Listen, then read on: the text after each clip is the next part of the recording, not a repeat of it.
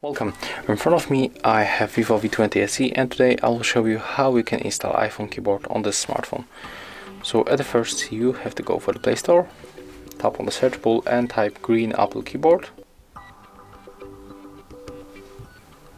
We have to get that application, so let's install. Right now let's open.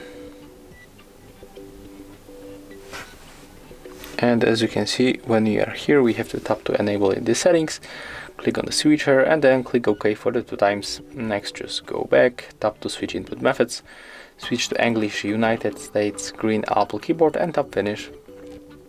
Right now when you open screen and open the keyboard, as you can see the theme has changed and it looks very close to the iOS. And that's all. If you find this video helpful, remember to leave a like, comment and subscribe.